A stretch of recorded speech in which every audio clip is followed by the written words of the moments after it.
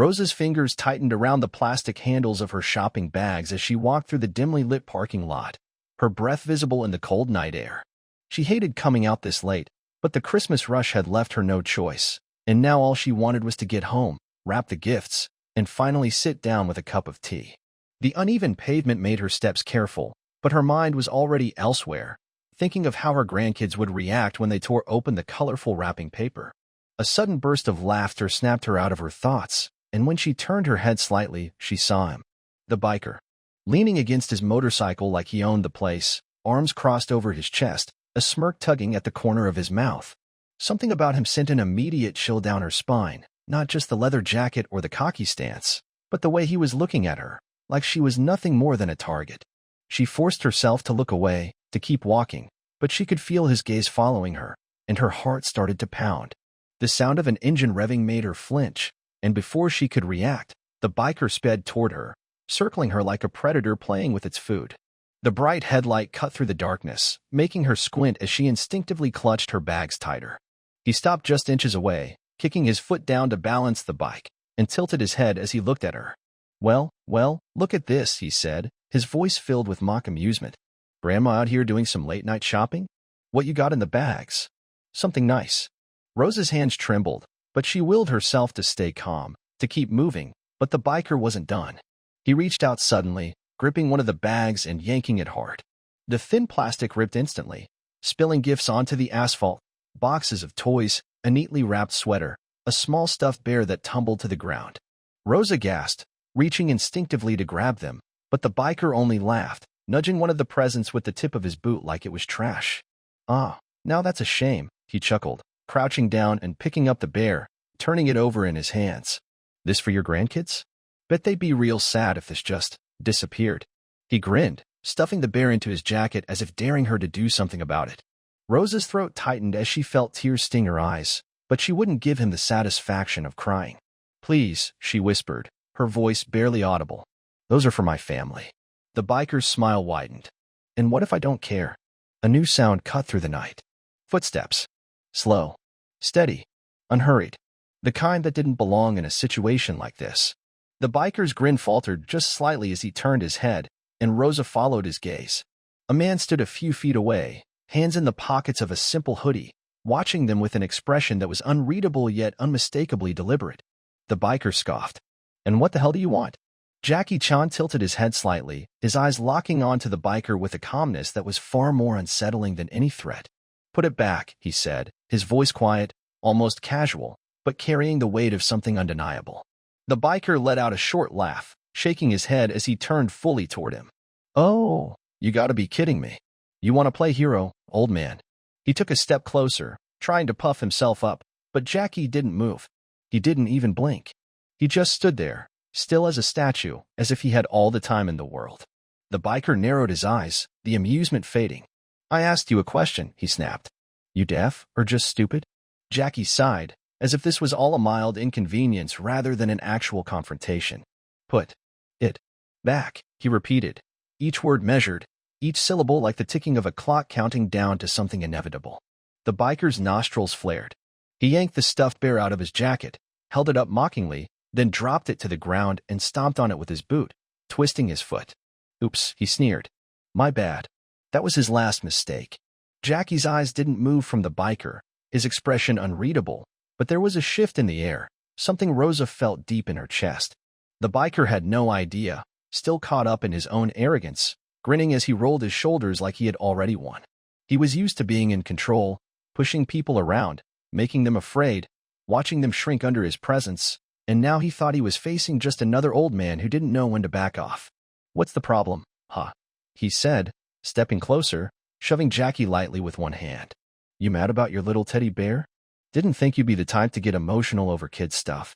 His laugh was sharp, forced, like he was trying to make himself believe he was still the one in charge. Jackie didn't move, didn't react, just kept standing there, calm, as if he wasn't even in the middle of a confrontation, like he was just waiting for something to happen. The biker's smirk twitched slightly. "You got nothing to say?" he taunted. "Come on, old man, at least try to look tough." Jackie blinked once, slow, deliberate, and then finally, he spoke, his voice quiet but clear. "You should leave." The biker scoffed, glancing around, as if expecting the parking lot to agree with him that this was some kind of joke. Yeah? And what if I don't? Jackie's shoulders shifted just slightly, almost imperceptibly, a movement so subtle that it barely seemed like anything at all, but Rosa saw the way his stance changed, the way his weight adjusted, the way his fingers twitched just once before settling again. Then you'll regret it, Jackie said, the words coming out not as a threat but as a simple fact. The biker snorted, shaking his head. Oh, you're serious? You really think you can do something about it? He reached into his pocket, pulling out a small, cheap folding knife, flicking it open with a grin that he clearly thought was intimidating. Maybe you don't get how this works, old man. You don't tell me what to do. You don't get to act like you've got a choice here. He pointed the knife toward Jackie, waving it slightly, testing for a reaction. Now, how about you walk away before this gets real ugly? Jackie sighed through his nose, the kind of sigh someone lets out when they've given a person every chance to make the right choice and know it's no use. Rosa could barely breathe, frozen in place, her heart pounding so hard she could hear it in her ears. She wanted to tell Jackie to run, to step back, to not do something reckless, but something about the way he stood, completely still, made her realize that he was the last person who needed to be warned about anything. The biker lunged forward, a quick, sloppy movement that was all aggression and no control, the kind of attack that worked on people who panicked, who weren't expecting it, who didn't know how to react. Jackie barely moved, stepping aside just enough for the blade to miss him by inches, and in the same breath, his hand shot out, grabbing the biker's wrist with precision. There was no hesitation, no wasted movement, just a simple, controlled twist, and suddenly the biker was on his knees, his entire body jolting as pain shot through his arm. The knife hit the ground with a metallic clatter. Jackie didn't let go, applying just enough pressure to make sure the biker knew that any sudden movement would end badly for him. Stop, Jackie said, his voice still calm, still measured, but carrying something behind it that made it impossible to ignore. The biker gritted his teeth, trying to jerk his arm free, but Jackie didn't even flinch, holding him in place with what looked like barely any effort. You don't want to do this, Jackie continued. You think you do, but you don't. The biker's face twisted in frustration, his free hand curling into a fist, and for a second, it seemed like he was about to try something reckless, but Jackie saw it before it even happened. With a single sharp movement, he turned the biker's wrist just a fraction more, forcing him forward onto the pavement with a choked-out grunt. I said stop, Jackie repeated, and this time, the biker didn't move, his breath coming out in short, angry bursts.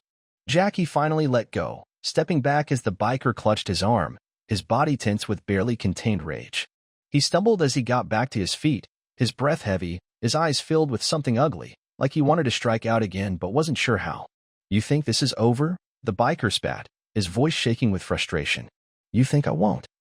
Jackie tilted his head slightly. Go, he said, his voice cutting through the air like a blade. Before you make another mistake.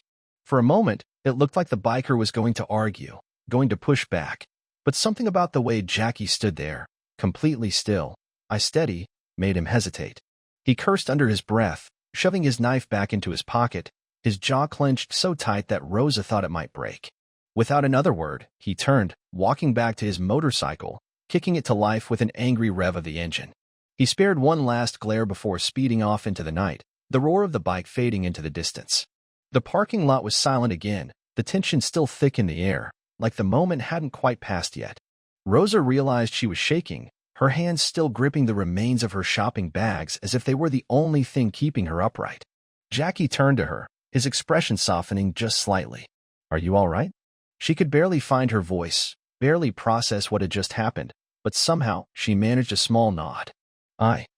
I think so. Jackie crouched down, picking up the stuffed bear from where it had been stomped into the pavement. He dusted it off carefully, then held it out to her. It's a little dirty, he said, a faint smile tugging at the corner of his lips, but I think it'll be okay. Rosa stared at him, at the quiet kindness in his face, at the way he had stepped in without hesitation, without asking for anything in return, and something in her chest tightened. She took the bear from his hands, her fingers trembling slightly. Thank you, she whispered, the words barely enough to hold all the emotion behind them. Jackie simply nodded, then glanced around, making sure the parking lot was truly empty before stepping back.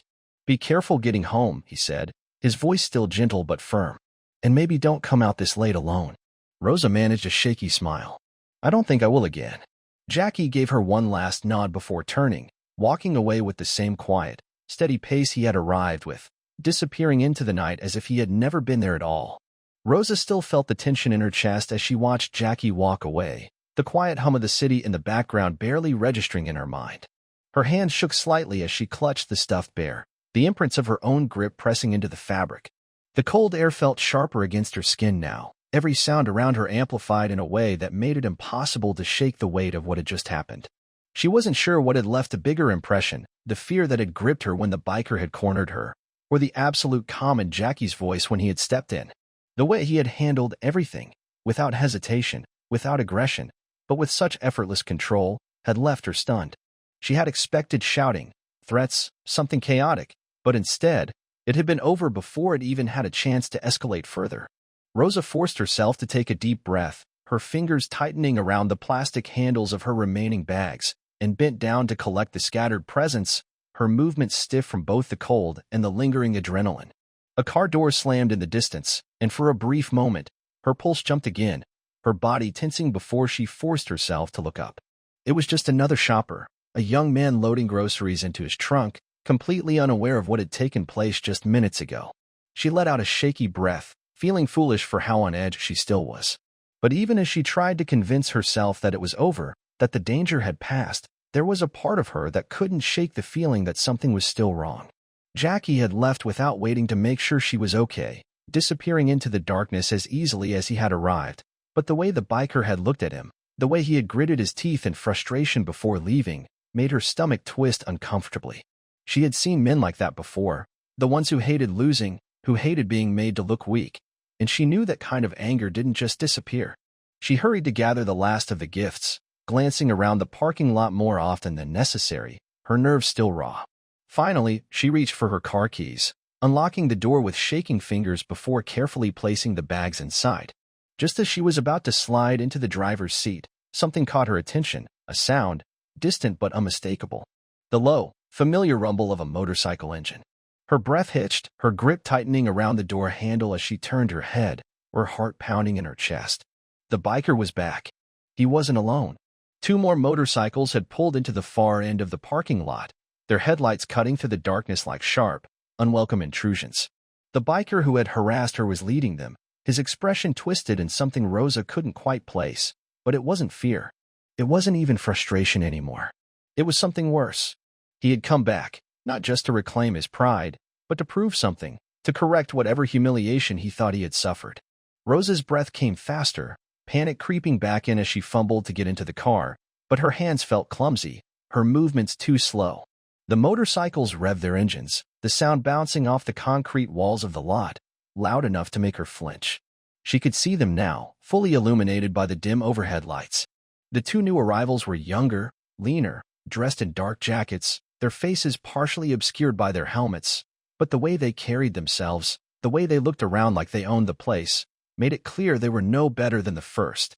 The original biker dismounted first, his boots hitting the pavement with a dull thud as he cracked his neck and rolled his shoulders.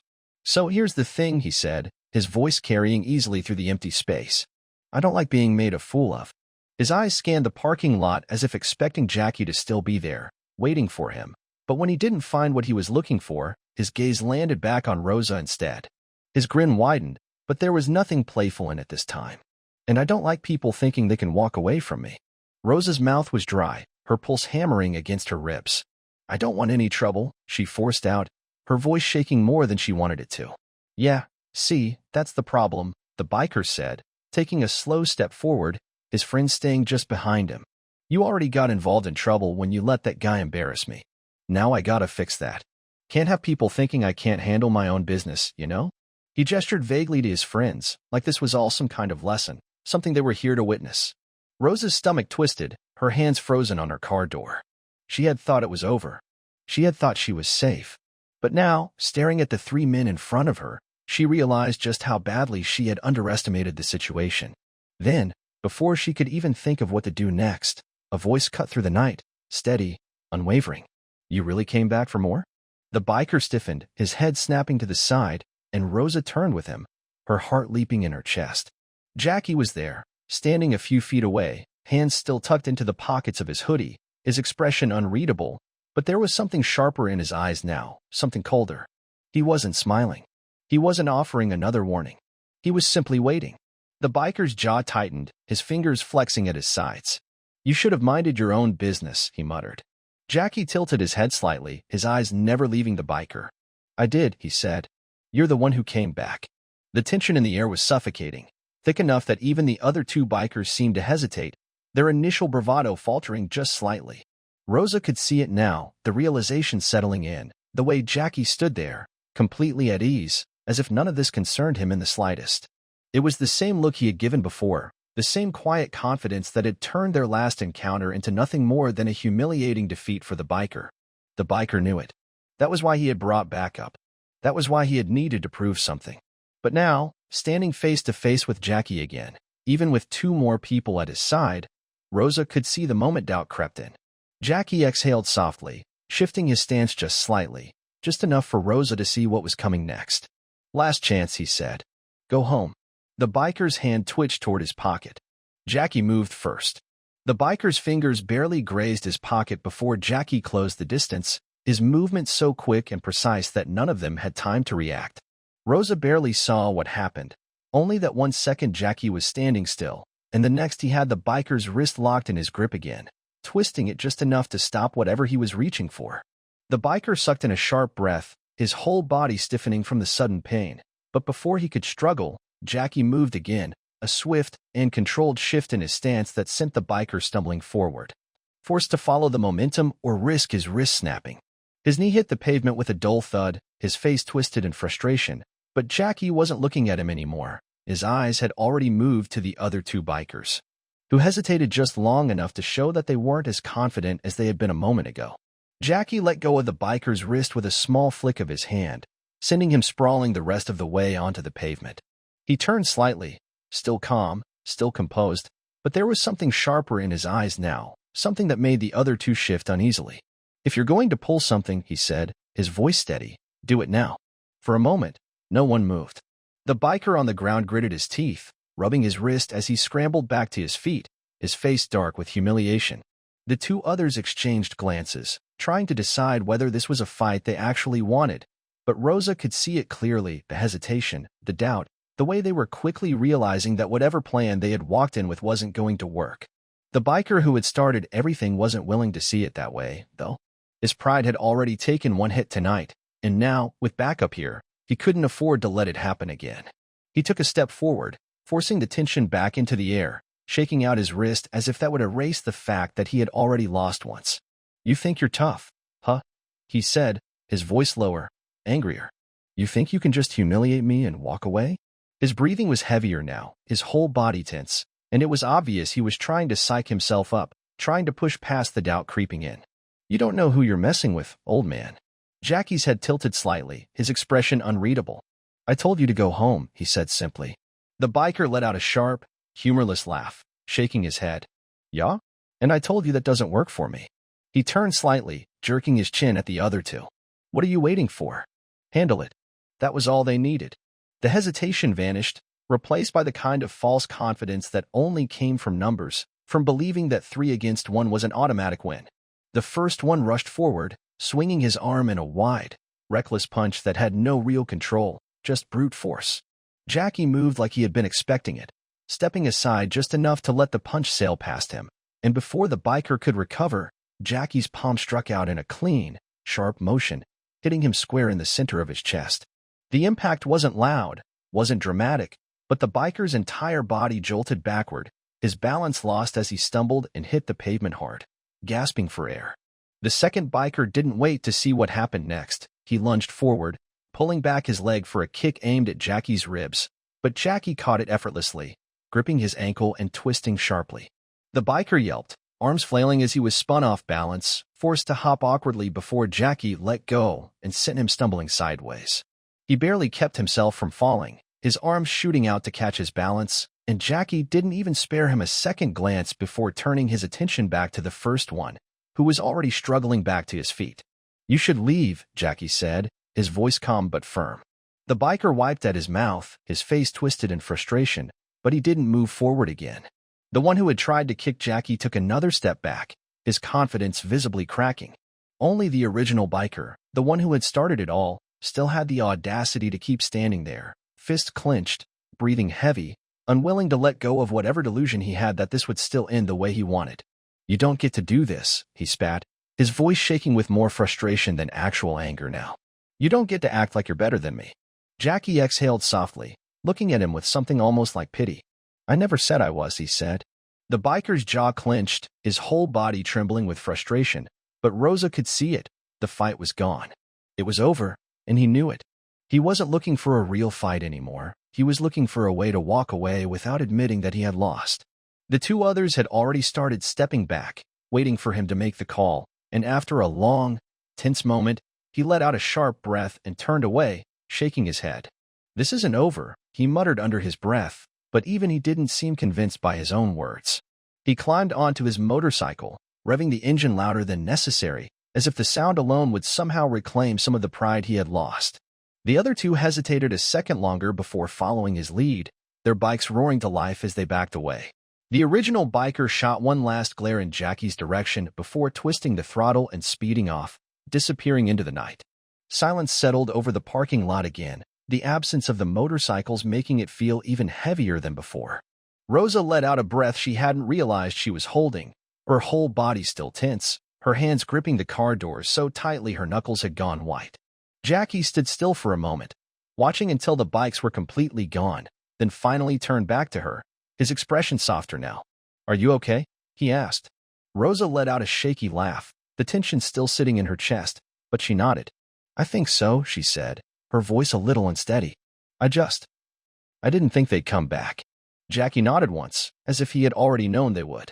"People like that don't like losing," he said. "But they don't like real fights either." Rosa looked at him for a long moment, taking in the way he stood, still relaxed, still completely in control. "You didn't have to do that," she said quietly. Jackie shrugged, a small smile tugging at the corner of his lips. "I know." He turned slightly, as if ready to walk away again, but this time Rosa wasn't as willing to let him disappear so easily. "Can I at least buy you a coffee or something?" she asked.